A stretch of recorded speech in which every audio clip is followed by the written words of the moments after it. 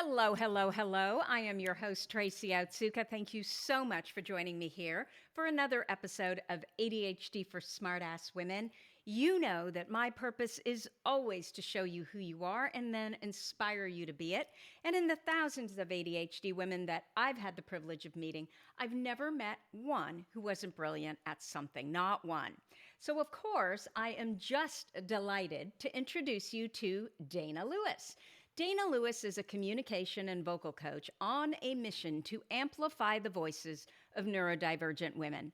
As the founder of Undeniable Voice, Dana brings over 2 decades of expertise to the table, blending her master's in special education, vocal pedagogy training, and a dynamic background as a performer.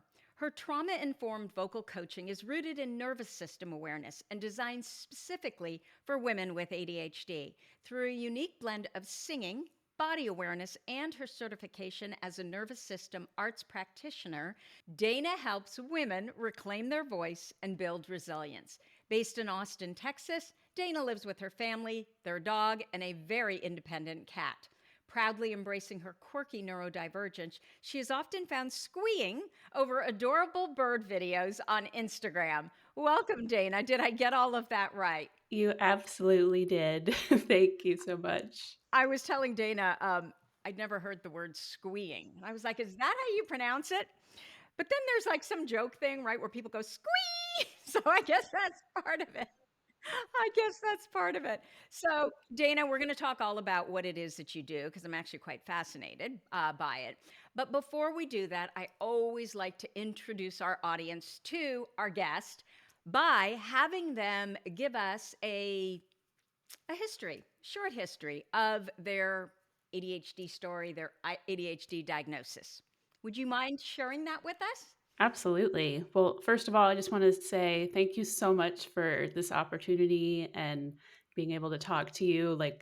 You have really helped me and my personal ADHD journey. I remember just finding you for the first time and listening to you and a guest talking about all the messy beautifulness of ADHD women, and I just felt so seen and heard. So thank you so Wonderful. much. I Yes. love hearing, when my work is making a difference. I'm sure you do too. Yes, yes, absolutely. So yeah, exactly. That's why I wanted to take a moment to mention that. My ADHD story. So, right, ADHD brains, like I could talk to you about this for about an hour, but I'm going to try to be concise. When I was a girl, I was in elementary school, and my mom, she could tell that I learned differently. And to her credit, I had a neuropsych evaluation as of young, in elementary school. So from very early on, it was clear that I had neurodivergence. However, because ADHD, as we know, was not something that was diagnosed in girls at that time, I was basically labeled with a processing disorder and a difficulty with spatial skills awareness. And Mhm. that is basically how it was framed for a very long time. Yeah. So, school was really hard. And I did not feel smart. On the contrary, I felt pretty dumb most of the time because I was in a traditional school setting. As great as the school was, it just wasn't designed for my brain. There were unfortunate events, like I had a fifth grade teacher that literally made fun of the way I learned in front of the whole class. And it's quite devastating to my young little self. So, So what were your symptoms? Like, what did you look like in school in terms of how you learned, and what would that teacher have been making fun of? good question. The processing, I think, was mostly what it was. I just remember needing more time to process information, to make sense of it from my special ed, training. And it was that processing time that a lot of students have where there's an extra step, right? So you're hearing the words first come into your brain, then you're processing them, then you're making predictions of what you're going to say, and then you actually say it. And for a lot of people, that's just like kind of immediate.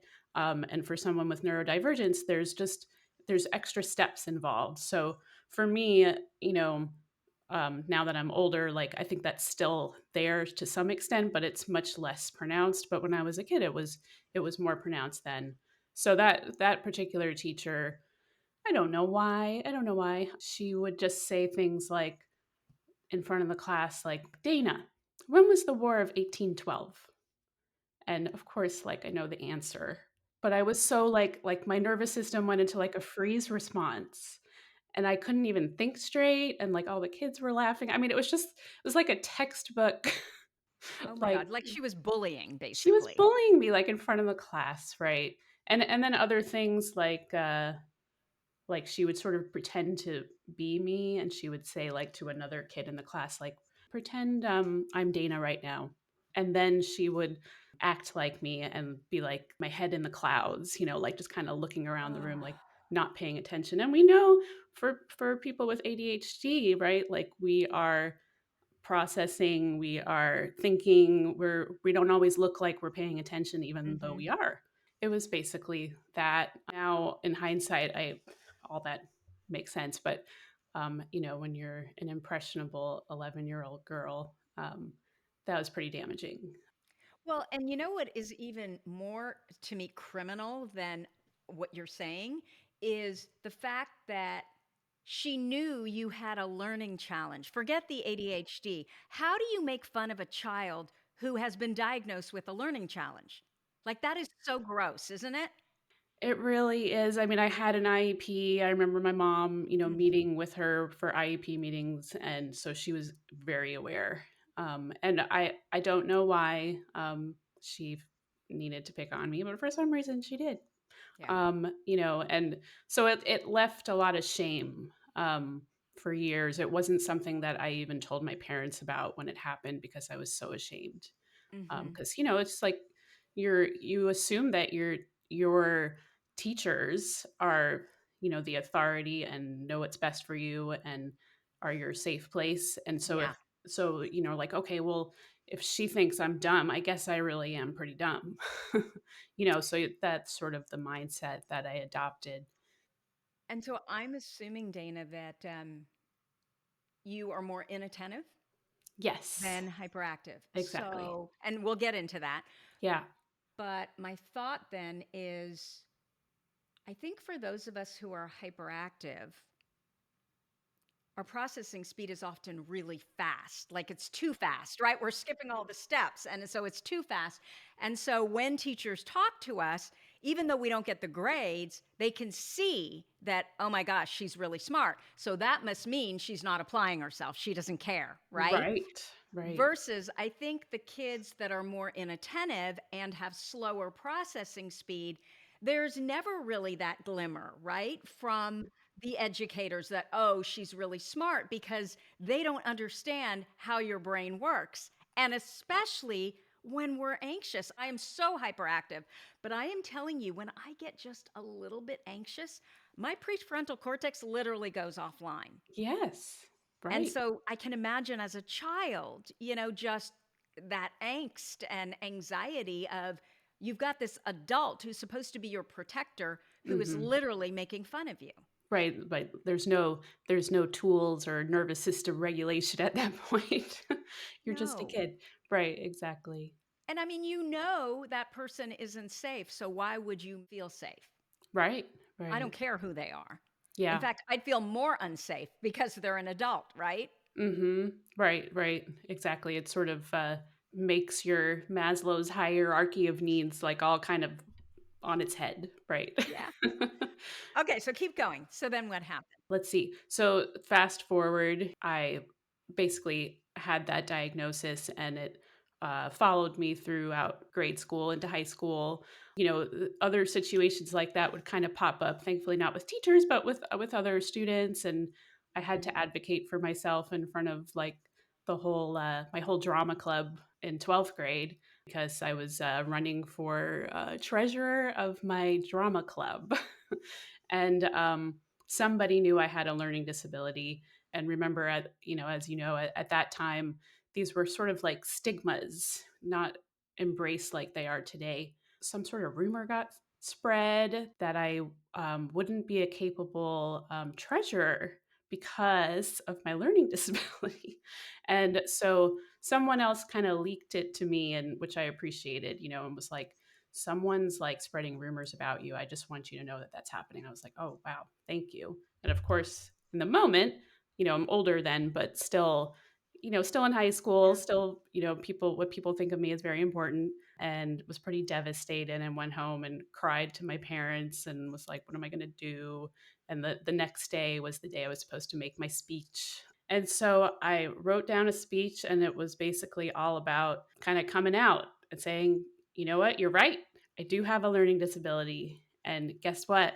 I'm still quite intelligent and I'm very capable. And thank you very much. And that I earned the position.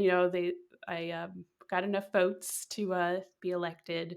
And I think that was sort of a turning point for me, where it was like I had this moment of like, you know what? Like it's time for you to own who you are and not apologize for Mhm. it. And people are going to be people, and most people are good and mean well, and then unfortunately you come across every once in a while a bully here and there, and am I going to let that, stop me? So it was really kind of like learning how to use my voice, from that early on. That became just a huge thing to, kind of start that journey for me. I think too that must have been a really important lesson that when you were open and talked about exactly who you are, and in doing that became more of who you are, other people saw that, and there were probably other people in the audience too who had been that you're talking drama, so right? That had been diagnosed with other, yeah, different learning differences. Was that the first time where you felt like, "I'm not gonna hide anymore?" Because the Yeah, response was so positive and you got what you wanted. exactly. Right. Yeah, that I think that really was the moment. I Before then it was not something I would have talked about in public. Yeah, I didn't feel safe to do that. Then once it was like, well, I guess everybody knows, so let's pull off the band-aid. yeah, yeah. And Yeah. did you know who was starting that rumor? I never found out exactly, but Mhm. I'm like 99% sure I Yeah. knew, I would have loved to see that person's face in the audience. right? Totally. Okay, so what happened after that? So then I went to college. Hold on a second. So somewhere along the line, since you went to college, you must have figured out how you best learn, at Huh. least in some way, right? Because you chose to go to college and you were able to go to college. I guess my answer is yes, and, like, I knew at that time, I knew that I was, I think I knew that I was fairly experiential. The more kinesthetic I could be in my Yeah. learning, the better. Explain what that means for those who don't know. Kinesthetic learning basically means using your whole self and all of your senses to learn something. So there's a quote which I wish I remembered exactly, but it's something like, "Tell me and I'll see," and right. And then the last one is, "Teach," "Involve me and then I'll understand." Yeah, it's basically a way of just involving every part of you and making it as sensorial and experiential as possible, to deepen your learning as much as possible. So Yeah. don't just sit there and talk at me because it's like blah, Yes. blah, blah, blah, blah, right? Right, which is basically most of our education system, unfortunately. Yeah, exactly. Okay, so I'm curious. Did you ultimately end up, like in school, just sort of teaching yourself? Meaning that you couldn't go to the lecture. I mean, you had to go to the lectures, you had to listen to the blah, blah, blah, but then you had to go home and basically teach yourself because that is not how you learn. Right. Yeah, that's a great question. So my mom was a teacher before she became a therapist, and so she knew that I needed someone to teach me the way that my brain learned, and she found a Mhm. wonderful tutor. Her name was Kathy. I still remember her very well, And she came over a couple times a week, and I basically relearned everything that I would learn at school in a way that made sense to me. And she made learning fun and, inherently knew what would work for me. So yeah, I worked for her with her for many years, and that's really what made the biggest Wow. difference. They always talk about how the ADHD brain, autistic brain, just any brain that's different, Hmm. is 3 to 6 years behind the neurotypical brain. And I just think that is such BS. What is Right. happening with our brains is it takes us some time to figure out our own way of learning because your way doesn't work for us. It's not that Exactly. we're behind. That's such a great way of framing it. I really hadn't thought of it that way before, but absolutely right. It's like if we had started off in a system Yeah. that worked for the way we learned, we wouldn't have had to figure out so much crap. Right. Right. Exactly.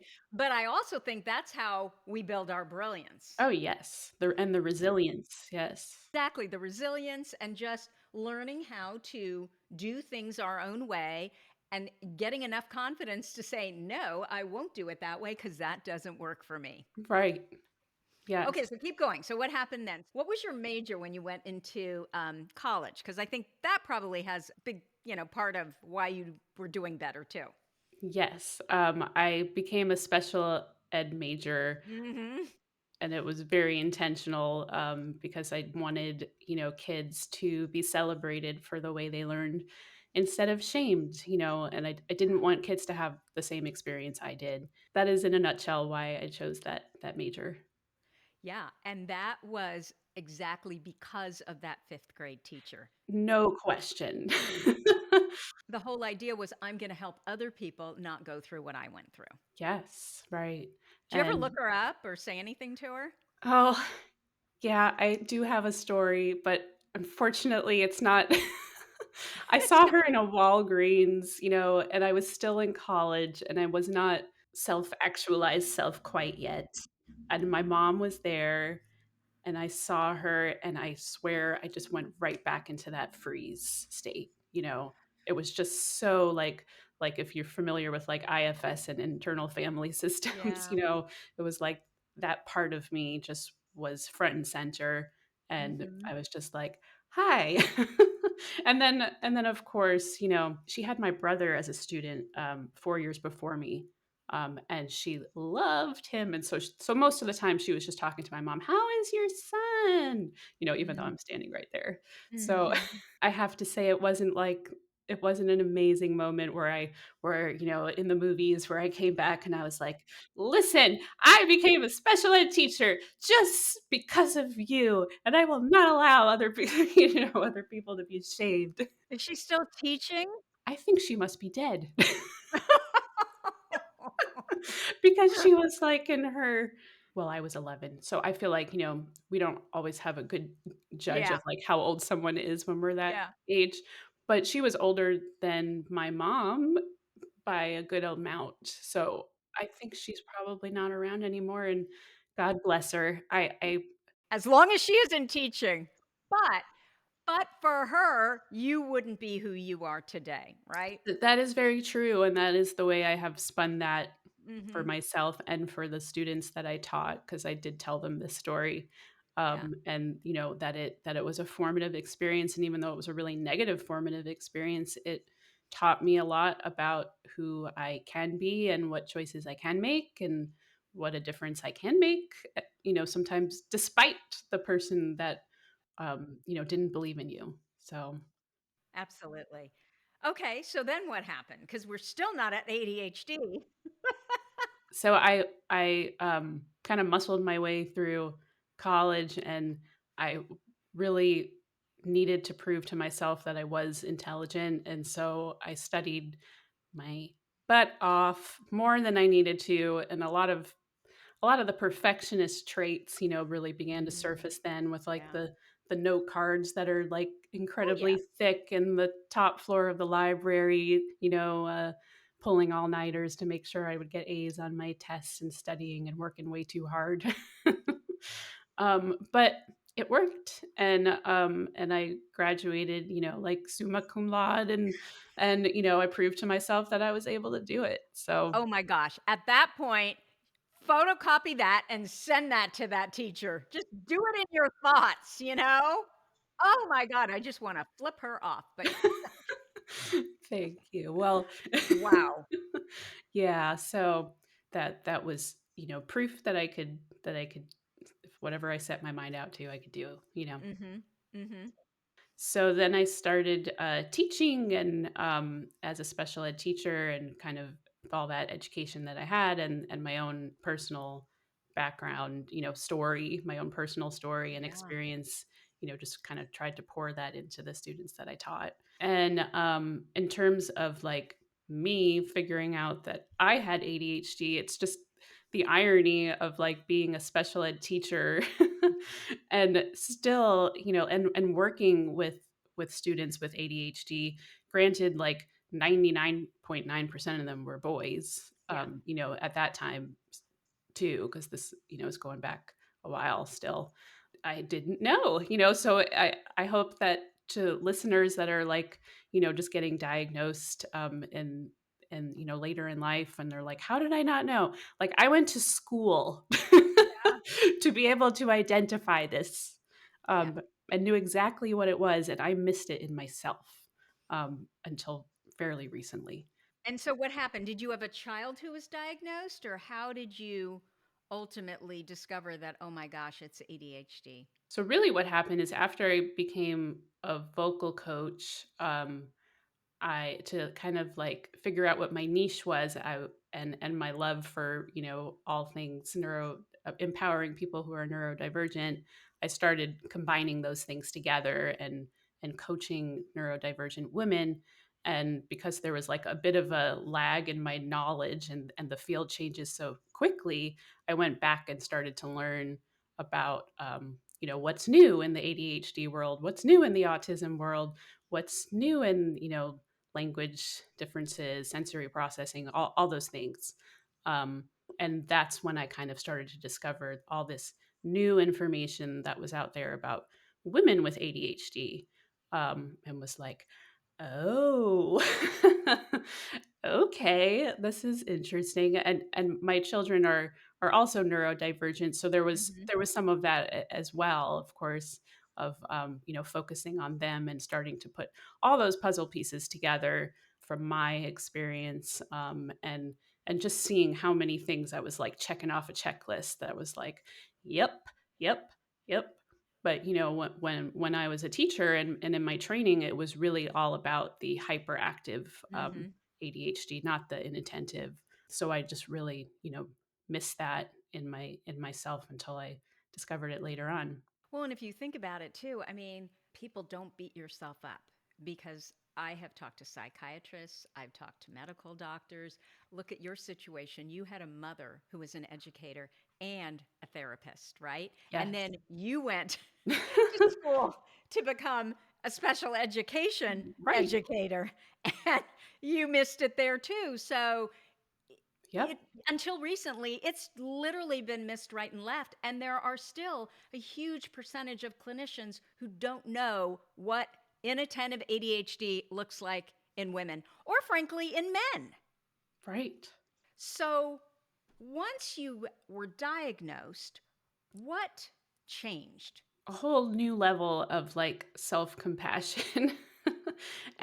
and an ability to kind of put it in a container, whereas before it was like I was like, oh well, I know I have all these neurodivergent parts, and but I didn't really see how they all fit together. And so having that label, sometimes labels are not helpful. In this sense, it really was. Mm.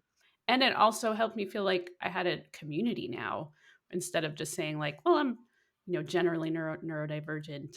Uh-huh. It's like there's like a community here where I feel seen. So I think that is the biggest thing. And then just being able to talk about it openly, so much more. Thankfully, I think in a societal level, we neurodivergence is just something that it's a bit of a buzzword right now, but that being said, like there's a lot more awareness, and I like literally just taught a a workshop for women, like a vocal activation workshop for women.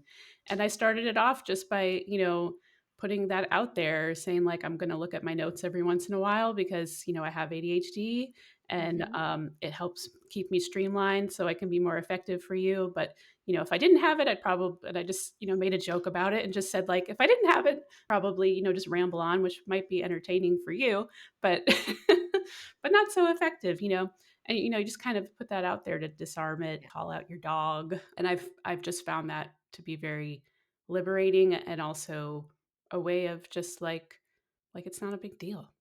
Yeah. It's just like I don't need to change anything about myself. I just am, and I can just be this way. I don't need to mask. Despite your success, had you, graduating summa cum laude, um, had you been beating yourself up? Even though you graduated, at that level, were you still thinking, but I'm not very smart. I have to work so hard? Yes, yeah. I think that's where the perfectionism would kind of rear its ugly head. It was all kind of hiding under that, like, this badge of honor of being like, I'm such a perfectionist. Yeah. A lot of, yeah, for sure.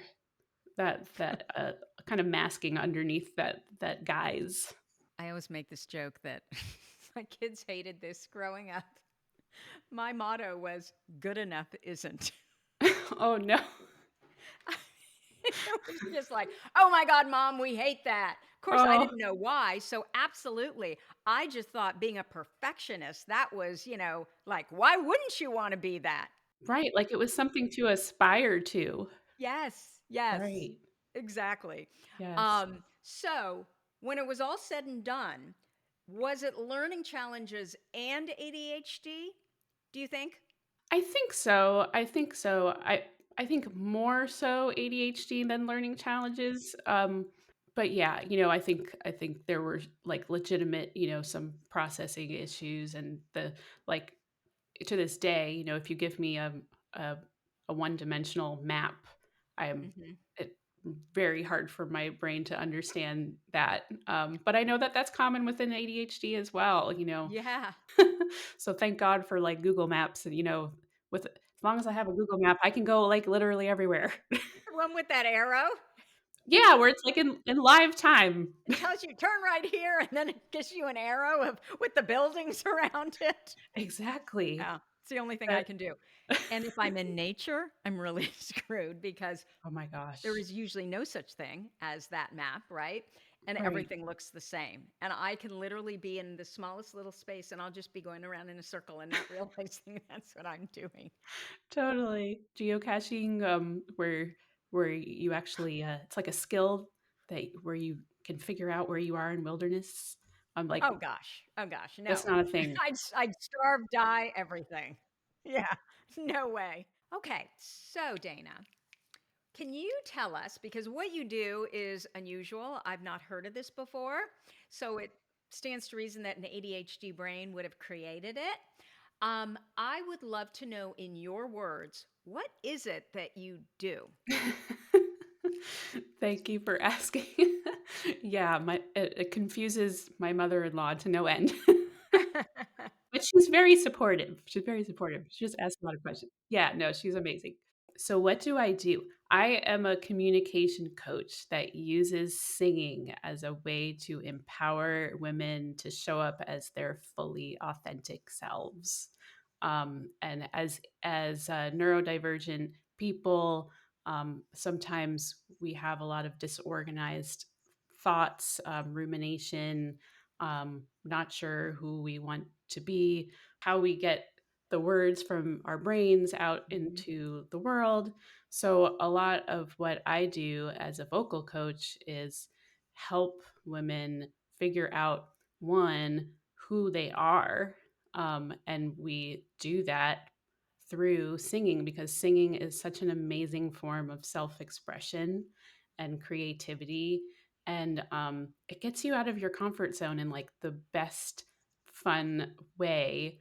And it teaches you so much about who you are, and not only, using your literal voice, like out in the world, whether it's on a stage or in setting a boundary with somebody or, in your work professional relationships. So, not just that, but also your inner voice of who you are, and strengthening your physical voice just has like these amazing ripple effects that allow you to show up in very different ways throughout all parts of your life. I have a client that loves to sing like avocationally, and she hadn't taken any lessons before, and she just is kind of just a really inspiring, perfect example of this. She was in a kind of professional group that wasn't serving her, that there was like a lot of toxic messages going around, and she was having a really hard time like making heads or tails of it because she respected some of the people in the group, and she just didn't really know how to navigate that. And it's not like we were necessarily talking about that all the time. We talked about it a little bit, but Hmm. mostly what we were doing was, looking at where she was holding tension in her face. What, our tongues, our articulators, what we call them, our teeth, our lips, our jaw, all those parts of us get inhibited when we try to speak and advocate for ourselves. They literally start to freeze. So we don't have a whole lot of awareness of what is going on there. So we spend some time just learning how to relax all those muscles, checking in with our nervous systems. I do a lot of nervous system work, thinking of the nervous system as like the canvas of your art. So if it's stable and has a great foundation, then everything that's built on top of it will be that much more clear, and enjoyable. And so with all that work and just singing her heart out and like having a great time singing and learning how to empower her literal voice, she was able to make these connections in this group and stand up for herself and advocate for herself vocally, use her voice to say this group is not serving me anymore. And it was a bit of like this cultish group, so it was hard for her to break away from it, but she did. And she credits, the voice lessons for allowing her to do that and create a new kind of life and voice for herself. So that's kind of in a nutshell of, what can happen. So, Dana, where did this come from? We haven't been talking about singing or any of this, but you did harken back to drama Oh, when you yes. were in high school. So, I'm curious, where did the singing come from? How did you decide to create all this? I started singing. If you ask my mother, should start, going on and on about like at 3 years old, I was just like singing all the time. I just remember singing, in my living room. And, if I had a chance to perform, like I always enjoyed it. Yeah, somewhere around middle high school, I started taking my own lessons. And and pursued singing kind of, like as a serious hobby, while I was in high school, and then in college, even when I wasn't majoring, in voice. I was actively singing, kept learning, and adopted or took a lot of different like certifications to learn more about the voice and how to applied voice and things like that. For me personally, it's just something that has always been there for me, and something that is a way to express myself, in this really like way that organizes my brain like nothing else does. And it feels like a workout, like a actual physical workout. It's like I have the same effects when I'm rehearsing for something or just singing for the fun of it. So it's just been a real lifeline for me. And then along the way, I started singing professionally and in ensembles and in operas and in a lot of different genres. And it's just been a really joyful kind of experience for me, even before I became a vocal coach. So, how does singing actually help you regulate your nervous system?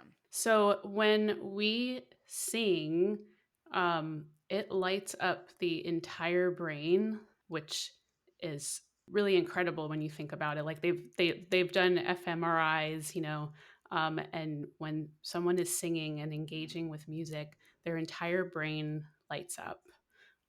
And so we get these hits of, serotonin and oxytocin, a healthy shot of dopamine, every single time that you are singing. It feels amazing. Do you know why that is? Do I know why that is?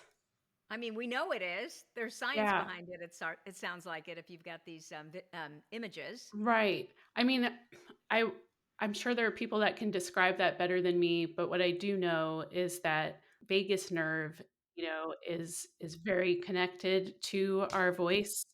And sometimes, when you are engaging in some like, kind of heavier registration, which means more of maybe like a belty sound, we we immediately tap into that vagus nerve. Yeah, yeah. And what I also know is that this was just amusing to me that there's been research done on people that hum all the time and Yes. how they have a much healthier nervous system. So you'll see these, I'm going to say older because that's what I'm thinking right now, but these older people, like, in a store and they're like, and they look so happy and upbeat and joyful. Well, they actually are. They So, they really right, they literally are. yeah. Yeah, yeah. And when you think about that, there's a lot of amazing wisdom in that because I mean, that the chanting and the humming, I mean, that goes back thousands of years, of that deep nervous system resetting from humming. So it's really the same mechanism, when you're Hmm. singing. And from my own personal, experience of it, when I am singing in like an embodied way where my whole body is involved in it, it is like it's like a singing bowl inside your body, it's the best meditation, it's the best mindfulness. I I I really wish everyone could experience that because it's just an amazing feeling. And in fact, it's actually not hard to experience that at all. Like when we kind of think of singing as an extension of our speaking voice. And we kind of, I use primal sounds a lot to help singers lean into the sounds that they make because we all know how to, if a kid's running across the street um, and um, and there's a car coming, I mean, you don't have to figure out how to project your voice in that moment. You automatically know, okay, my body is going to, my core is going to engage, my chest is going to go out. I'm going to be in this like perfect alignment and I'm going to, lunge forward and use my voice and it will project, right? We don't have to think about that. That's there for us. And so when we are able to take that and basically extend that into s- uh, our singing voice, it makes a lot of sense to our brains. Yeah. I'm thinking too of energy, right? Everything's energy. And so if you are feeling all of this positive emotion, this energy in your body, and you're in your body, you're not Right. in your head thinking about all, what isn't going right, it Yes. makes perfect sense. Yeah, exactly. I just hadn't really connected it like this. My daughter's a jazz singer, among other Oh, things, and a cool. DJ, and Amazing. she's in her second year of law school. She's going to be an entertainment lawyer. Oh, wow. And I, because she's so busy with all of this other stuff, she's not doing as much of the singing. And I'm thinking of a client of mine too, who's an anchor on a major network. She's a singer too, but not practicing that right now. Mm, And how in both of these situations, I get the sense that it's almost like part of their body is out there, right? They're not there's something major that's missing in their life, but they haven't. If you ask them about it, yeah, I really enjoyed it, it made me feel so good, but right. they're not connecting that with, you know what, you don't have to do it professionally, you just have to do it. Exactly. Right. And that brings up a really good point that, you know, your listeners might be feeling like, "But I'm not a singer." You should be. Right, you should be one. But really everyone is a singer, and I know sometimes people are like roll their eyes, when I say that, Uh-huh. but it comes from a really core belief that everyone can sing. It's like 2% of the world's population that is actually tone deaf. More often than not, I get that, "Oh, I'm tone deaf," and I'm usually like, "The chances that you're tone deaf are so small." So, Um, what's really interesting about this is so my yeah. daughter, when she was, I think, starting about 7 or 8, she was part of this international children's choir. And there Mm, were a lot of issues with the director, trust me. But what I noticed with her is she could get anyone to sing and sound good. Literally, over time, these kids where I was like, I need earplugs, I can't handle this. And then 3 years later, you'd hear them singing and be blown away with how good they were. So I do believe anybody can sing. yes. Most people can sing well, right? If you practice it. Um, yeah, I totally believe that. Yes. Well, I'm so glad you do. It's Yeah. like illustration, right? I thought, I can't draw, I can't paint, I can't do anything. And then I had a high end women's wear company and I was frustrated with my designer. So I learned I took a fashion illustration class, did not think I could do any of this. And I ended up getting the highest grade. It was just Amazing. learning. You just had to learn. It was proportion, right? And you had to build the skills. Right, exactly. Yeah, it's the same thing, right? Right. Hmm. Everybody has an artistic bone in their body, right? Yeah. Right. Like Yeah. that's just something that humans can do. And it's you built the skill and the coordination for it. And yeah, and singing is really the same. I mean, And the belief. and the belief, right? That it was So, possible. So, what is nervous system awareness when it comes to the voice? Like, how do you do that? I'm just Right. thinking, okay, we've got an audience that's sitting here thinking, okay, they're talking about all this stuff, but what does it really look like? Can Yeah, you give us an activity? sure, sure. I'd love to. Very quick, like nerdy science chat to get into that. So there's something called the polyvagal ladder. And for listeners that may not know what that means, that it's basically if you think of a ladder and your freeze, like sympathetic response is on the very bottom. And then if we go up the ladder, we get to like a fight or flight place, right? And then we move out of that sympathetic into a parasympathetic state where we have more a safe and social parasympathetic state. So when we want to engage our nervous system, something that we can immediately do is just this very short little exercise called stop, drop, and roll. And like if you're familiar with the Smoky Hmm. Bear, right? Hmm. Of So course. that same title but different exercise. So the stop means that we're just literally stopping. Um, and the dropping is dropping into our body for a moment. And I know that it's not always easy for everyone, but basically, a way you can do that is just try to do a little brief body scan from your head all the way down to your toes. Just noticing what sensations are there, pleasant, unpleasant, there's no judgment associated with it. Just like, oh, I noticed some jittery energy and little butterflies in my stomach, or my head's got a little headache, or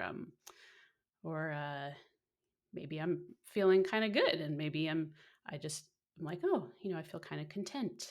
But rather than focusing on the emotions too much, we're just focusing on the sensations really in the body, and that's the drop.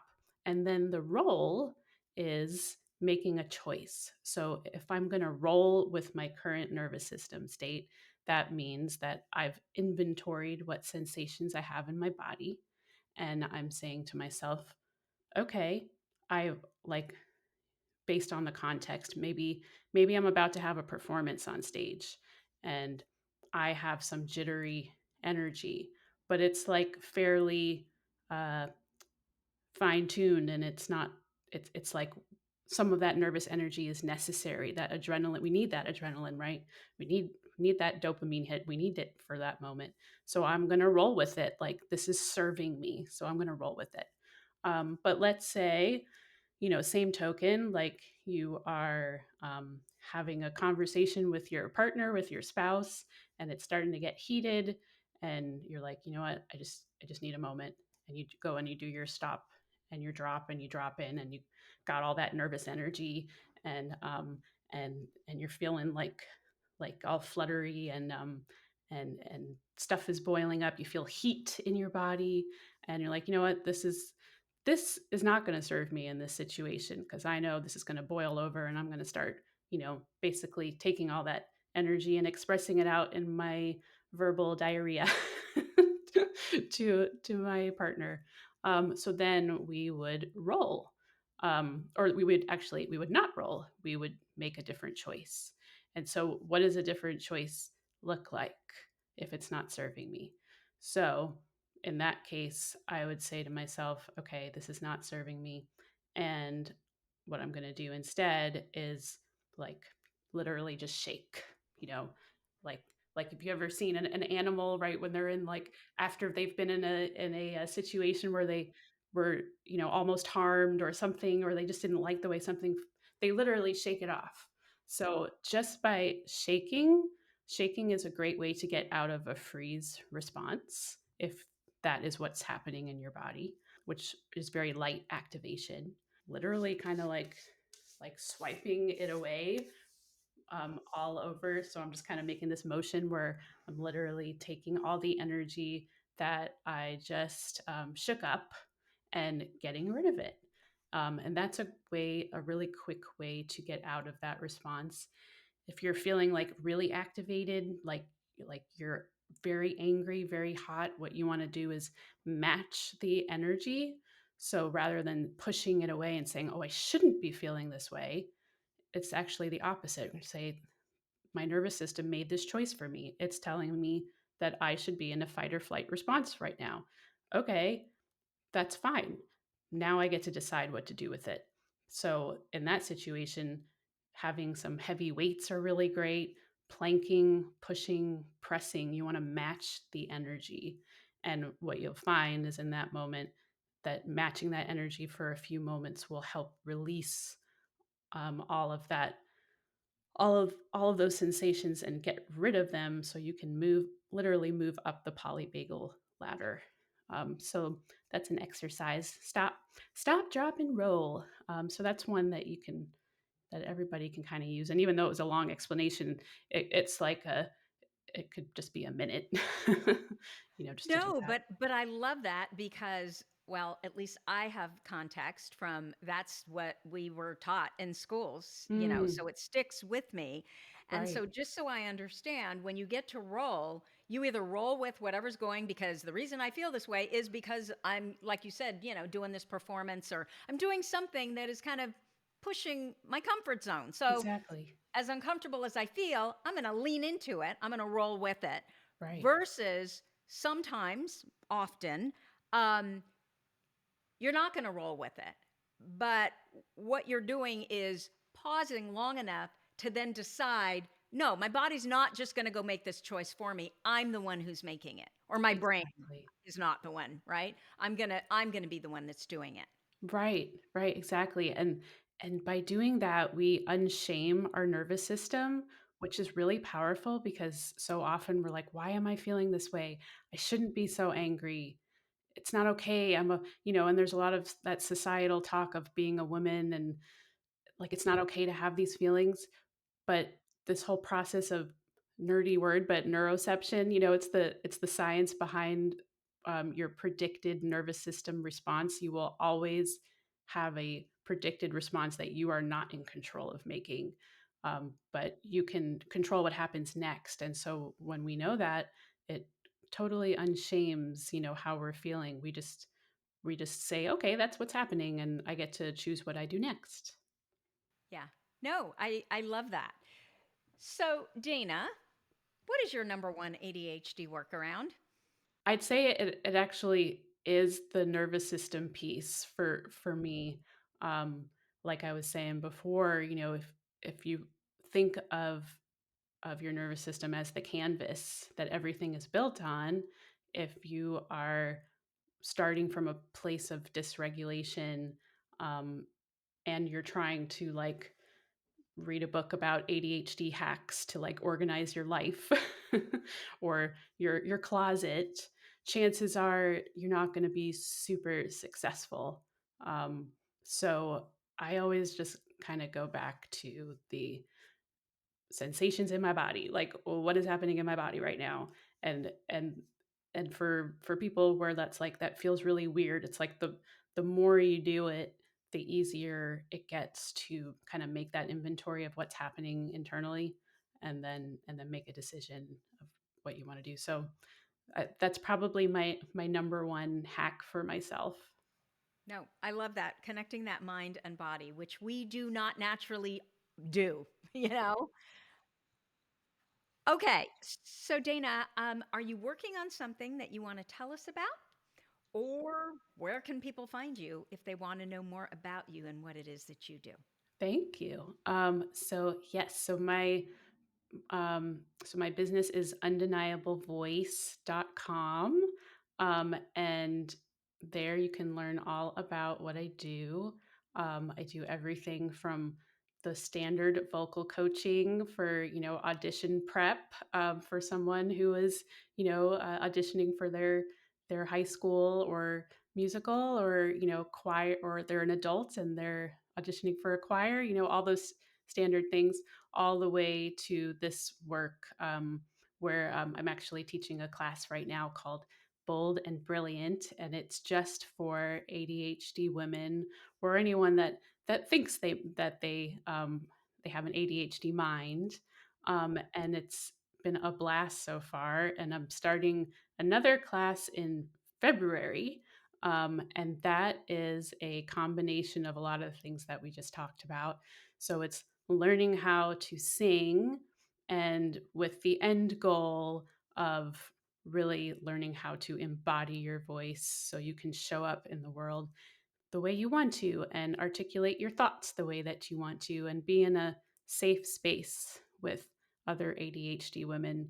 And we do a lot of this fun nervous system work as a part of that class, and it's a total blast. Like, we're having so much fun just being our messy selves together and learning how to sing and being so supportive of each other. So everyone's kind of getting out of their comfort zone just a little bit to sing in front of each other, and using these primal sounds to help us get there. So it's um, it's a beautiful journey to watch these like brave women. So that's the project, um, that of the moment, that's very much something that I've been building for a long time. So I'm very excited to offer that. So, can they find everything at undeniablevoice.com? Yes, you can find everything at undeniablevoice.com. If you go to undeniablevoice.com/bold and brilliant, you'll go right to that page. Um, but yes, you can find all about the work that I do on that website. Everything from one-to-one coaching to the group coaching that I was just talking about. And also, my Instagram handle is a great way to learn more about what I'm doing as well, which is undeniable_voice. Wonderful. Wonderful. Dana, thank you so much for joining us here today and teaching us all about the voice and our nervous systems. You're so welcome. Thank you so much for having me. This has been a really special treat. Wonderful. So that's what I have for you for this week. If you like this episode with Dana, please let us know by leaving a review. Our goal is to change the conversation around ADHD, helping as many women as we possibly can learn how their ADHD brains work so that they too may discover their amazing strengths. Thank you so much for listening, and I'll see you here next week.